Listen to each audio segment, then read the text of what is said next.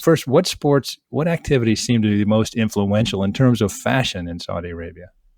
In terms of fashion in Saudi Arabia, definitely I would say as that I spoke to the buyers over there, Crowdless, and another designer platform in Riyadh called Chapter 4. And both of the buyers share with me that soccer is definitely the most popular thing to sell. And people who want to buy soccer items are mostly in the age group of 12 to 30. Basketball is very popular as well. In Jeddah, there is a big basketball community, and yoga for both cities, and volleyball is also pretty big in Jeddah. Aside from this, what is quite special that could be different from other parts of the world is that Saudi Arabia is definitely a big Muslim country and community. So based on their history from the hadith, it was mentioned that encourage the Muslim to do swimming, horse riding, and archery. And I see them also performing pretty well in this sector. This is the 966. Hello, and welcome to the 966, episode number 131. I'm your host, Richard Wilson, and I'm excited to be able to share this episode with you. Today, we're taking a look at not only the growing percentage of Saudis who are participating in sports and other healthy activities, but how that is impacting Saudi fashion. It's an interesting and meaningful story, and to help us get a better handle on it, our guest today is Reiting Lee, founder of the Oriental Hybrid. Oriental Hybrid is a unique consulting firm that specializes in innovation strategy and serves fashion brands in Arabic markets. Reiting, so glad you can be with us today. This, as we were just chatting, this whole process of communicating with you and preparing for this episode has been a lot of fun. Thank you, Richard. I've enjoyed the process with you too. And it's interesting to see that more people interested in the fashion sector in Saudi Arabia. Yeah. Absolutely. And I'd like for the audience to know a little bit about your background and the Oriental Hybrid, which you founded. It's really quite extraordinary. And can you tell us a little bit about the genesis of the Oriental Hybrid and also and the niche that you occupy right now, which is really fascinating? Mm-hmm. So definitely my name is Reiting, and I'm Taiwanese, currently based in Paris. And why I started the Oriental Hybrid is that after 8 years of working in the sustainable fashion sector, I realized that there are a lot of people interested in the Arab fashion, just like me, myself. And so I founded the Oriental Hybrid in 2020, and it is a boutique consulting firm that specializes in innovation strategy and intercultural communications. And we mostly serve Arab fashion brands, fashion media, and fashion weeks, both, not just the Arab, but both in the Far East and the Middle East, which is occupying the Arabic and Chinese markets.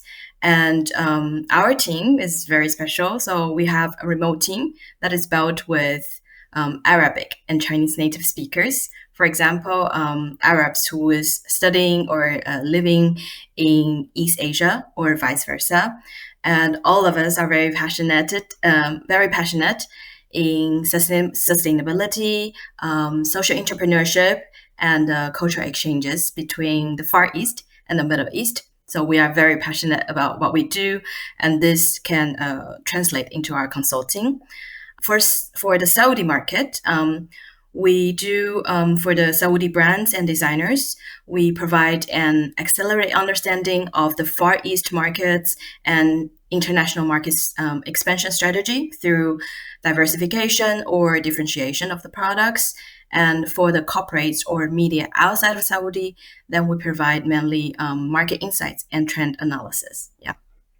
So you have corporates, companies, fashion brands coming to you and asking for your assistance in trying to understand the Saudi market. Is that accurate? Yes, corporates or fashion brands, right, or media outside of Saudi who want to know about the market. Right. Well, and let me jump in here just for background, and because we're talking about activity in Saudi Arabia, sports activity, and how it's becoming to impact the fashion brands, especially sportswear and athleisure. And as many of our listeners know, Saudi Arabia is becoming an influential player in many sports, including football, motorsports, golf, esports, boxing, many others.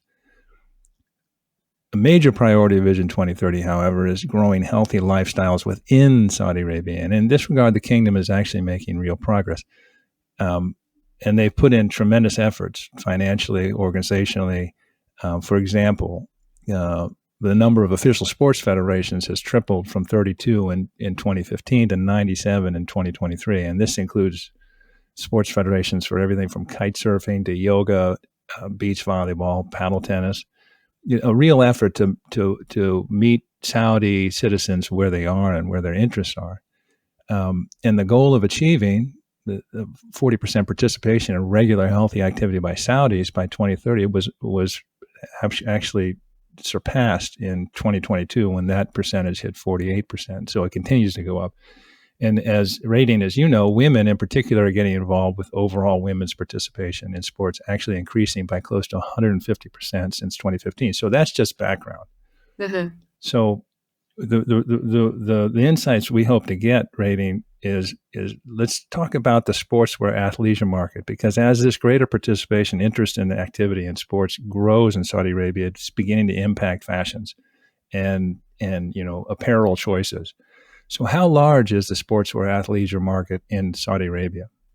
So right now, in 2023, the Fashion Commission of Saudi Arabia, under the Ministry of Culture, they published a report that is called The State of Fashion in the Kingdom of Saudi Arabia. And according to this report, they say that the sportswear category has generated 1.3 billion in 2022, and is still expected to grow more and reach 1.5 billion in 2027. And this segment of sportswear, it's growing with the annual growth rate of 13%, which is pretty impressive. And it's because that there is a lot of international brands putting on marketing efforts in the kingdom, as well as you mentioned that Saudis are becoming more into the active lifestyle of participation in sports, and this also lead to the change of their diet. Many Saudi young Saudis, they become like even vegetarian or vegan, and this is interesting into not just the diet change, their participation, and many of them become interested in gym, in yoga, and so on. Yeah. Interesting. What are the primary factors in this in terms of people adopting and new patterns in terms of both their lifestyles and also their purchases? In terms of the purchasing influences, I think there are four main factors that is driving this whole lifestyle change and participation. The first one is social media, definitely, because Saudis are pretty competitive community. They like to look at what each other's doing. So the more people posting on social media in their private stories, whether in TikTok, in Snapchat, or Instagram, this influence other people. So social media trends, definitely. And then as we just talked about, the health awareness of a healthy lifestyle, this is the second factor. And the third one, but which is pretty interesting, is the overseas education. A lot of people related to the sportswear sector, as well as who are interested in sports, are Saudis who have pursued education outside of Saudi Arabia, and they brought this lifestyle and knowledge back to the kingdom and driving the force. And the fourth one is, as you mentioned, that the government is putting a lot of initiative to encourage university students and everyone to participate. And all the Saudis that I've spoken to who are currently in school, they say that they feel very supported, and they feel this is a huge revolution of fitness, into that they are able to find clubs competition that is catered to everyone's interest. Like any kind of sport, they can find relevant activities and events. Yeah, you mentioned that a lot of these individual Saudis who are leading sort of the markets in Saudi Arabia studied in the U.S. Yes. For example, some of the prominent brands, Saudi brands, let's say Proud Angeles. The founder studied in LA before, and then the Mazrut, the founder studied in, I guess, University of Denver before, and as well as the first concept store that caters to athleisure category in Saudi Arabia is Crowdless, and it's based in Jeddah. And the founder also studied in California before. So all these is leading a trend and is very influenced by the trend in the States and Europe as well. Fascinating. Take us through, you mentioned the scholarship program that was actually started in 2005 with King Abdullah, and it continues today. What happens is, as it grew, and at certain points, there were well over 100,000 students and their families studying in the U.S., for example. So that was a big impact. What were some of the others? So, for example, we have talked in our conversations about the first concept store in Jeddah for international athleisure brands. This was Crowdless, right, in 2014? Yes. Crowdless started in 2014, and they are now a big, unique retail points for the international brands such as Adidas, Nike and Puma, so on. And they also caters to a niche market, which is some of the designer labels like Stussy or Pleasures. So other than the main international string, they also select some of the designer, which is in between streetwear and athleisure.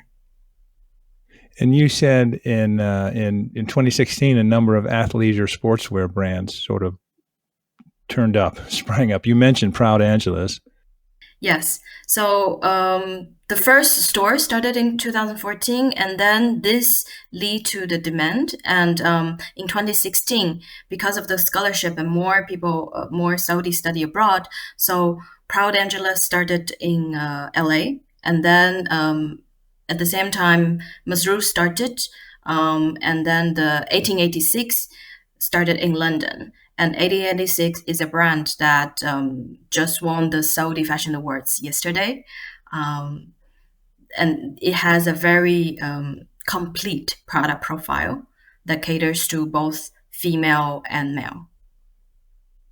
And what are some of the other touchstones, the important milestones? For example, I guess in 2018, the Saudi Fashion Commission was established. Who established this? It was the Saudi Fashion Commission was started by the Ministry of Culture, and it's guided by Her Highness Princess Noura bint Faisal Al Saud.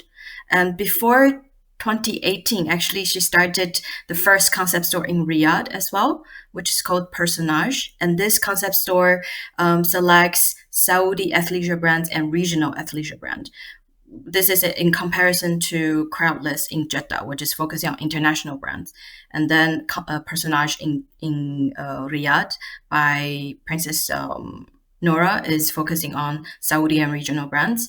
So 2018, this Fashion Commission started. And then 2021, Fashion Commission launched the Saudi 100 program.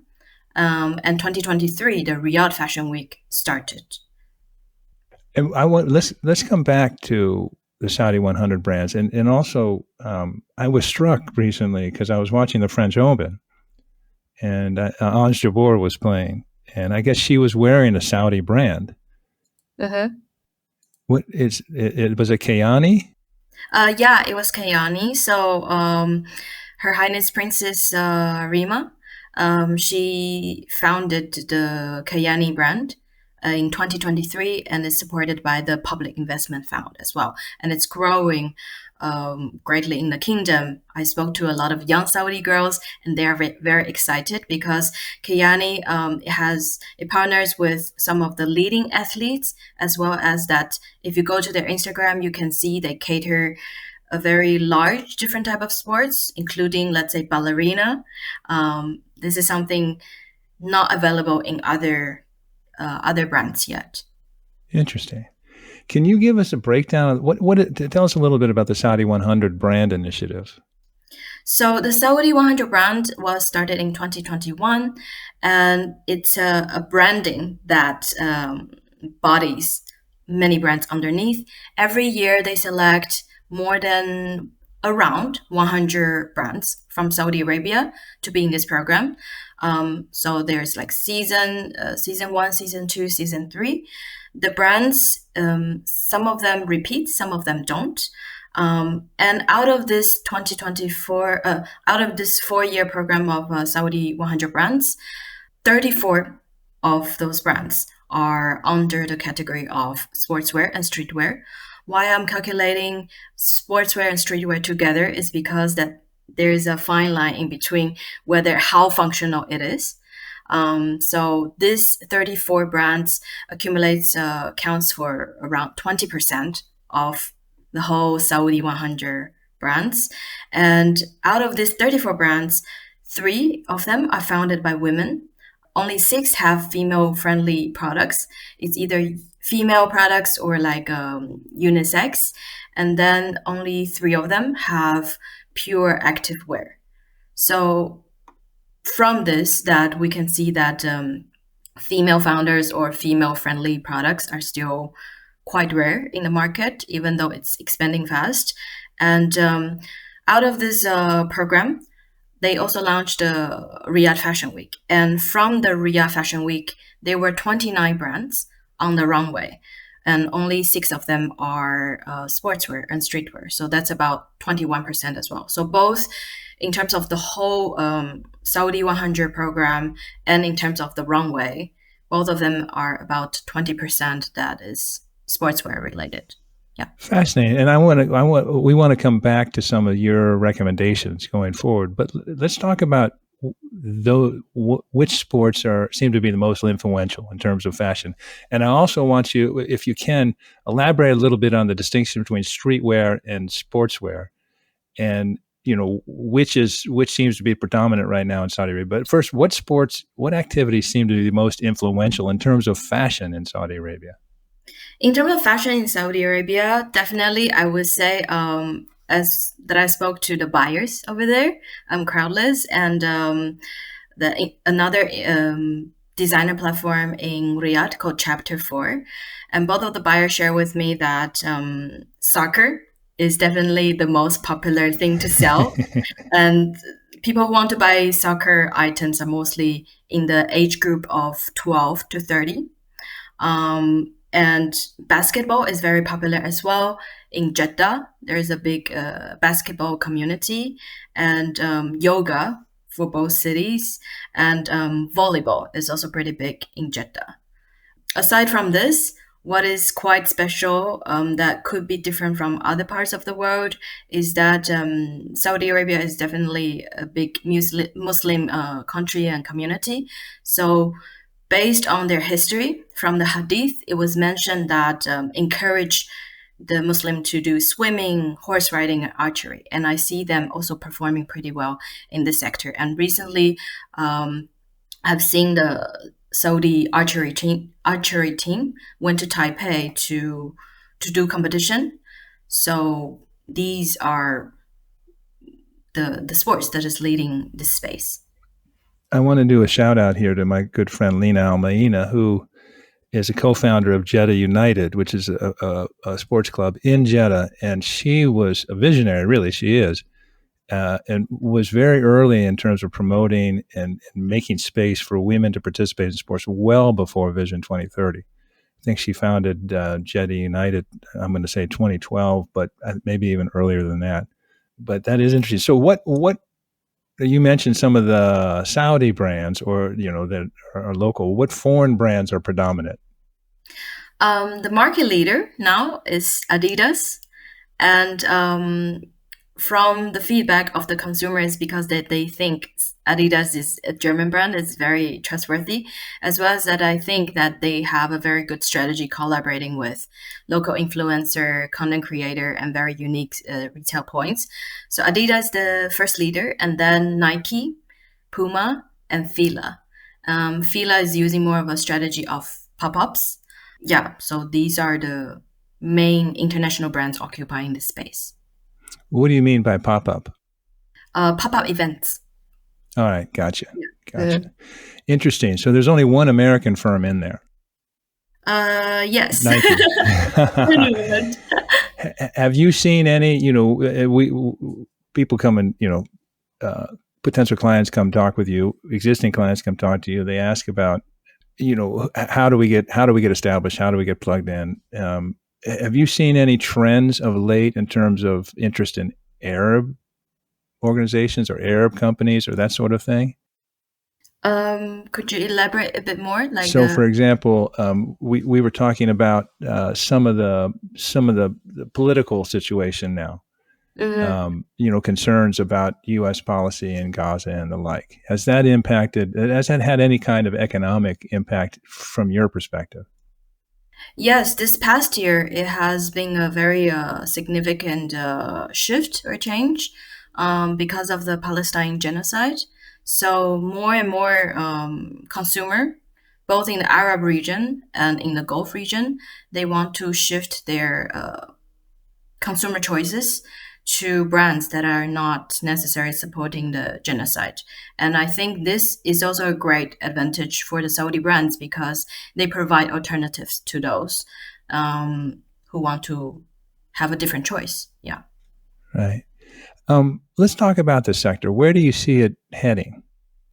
It seems to have tremendous potential. This sector is definitely have a huge opportunity to grow. And as you mentioned, that more women is participating in the space. But from the statistics that I've shared with you, that there are just not enough female founders or female-friendly products in the space. So definitely it's something to look into.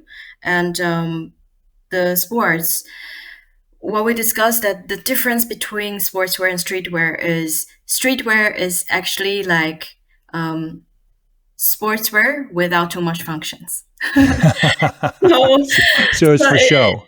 Yeah, so it's more of a aesthetics-ish, and sportswear is more of a function. And to have very good functions, you need to have a strong understanding of the ergonomics and technology to support, whether in functional fabrics and the design of the shoes, the clothing, and so on. So it's something that more company can go into the space, and then brands can, find more innovation and more investment into this. And then there will be more for international brands to enter the space. They definitely need to look more into the localized campaigns and localized designs that caters to sports and the body shape of the Saudi consumers. And since there's a huge diversity in the Saudi 100 brands, I also expect that there would be more synergies between the Saudi brands themselves. For example, Nike have collaborated with Tiffany before, and Adidas have collaborated with Yohji Yamamoto before. So this could elaborate both the Saudi brands and the non-sportswear, the sportswear brands and the non-sportswear brand to collaborate together.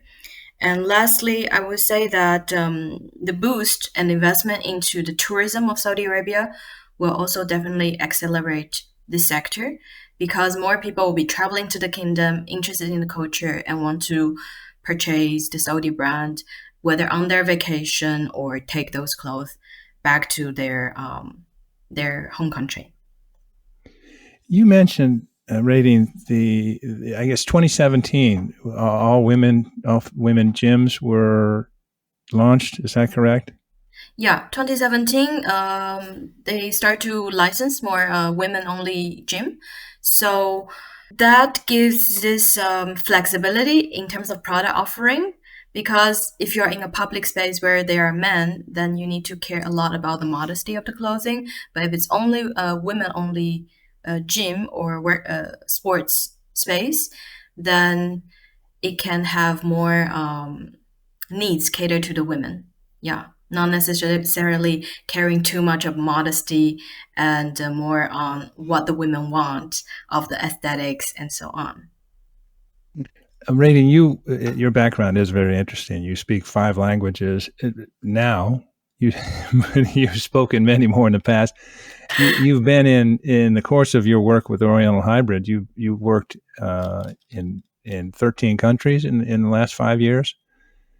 You're really getting a comprehensive view of both the sector as well as the region and the markets and that sort of thing. What's your take on Saudi Arabia? Where is it in the process? Do you see increasing numbers of women-owned Saudi sportswear athleisure businesses coming along? I believe there will be more and more because from the statistics that I see in the Saudi 100 brands, that in the beginning the sportswear is only about 8%, and now it grows to 22% among the 100 brands. And I've met more and more Saudi girls abroad. In the beginning, how I start to touch the Saudi culture, Saudi people, is when I was studying Beijing. Back in 2013, there was a lot of Saudi students. So I started to be interested in this space. And over the years, as I travel in Europe, in USA, in Middle East, I just start to know more and more of them. And they are, with the education they are receiving, they are becoming very open-minded and very business-driven. Most of them want to start their own brand, their own businesses. So I do see this growing prominently. Yeah. Wonderful. Reiting Lee, the founder of the Oriental Hybrid, joining us from Paris, only the last place of the many, many places she's been and continues to travel. Thanks so much for joining us. A fascinating conversation and an exciting sector, and it's going to be fun to see how it progresses from here. Thank you so much, Richard, for this opportunity. And I hope we will all be wearing Saudi brands in the coming years. That's a possibility. I don't know how they'll look on me, but I'm supposed that's an exciting future. And I know that's certainly, when you look at the ambitious nature of Vision 2030, 100 brands, Princess Rima is a dynamo. I mean, in so many ways, she's so much more than a diplomat. She's a businesswoman. Princess Nora, of course, is involved with this. There's a real energy and I think excitement to do exactly what you're saying, become really prominent in the sector. Mm-hmm. But thank you very much. Thank you, Richard.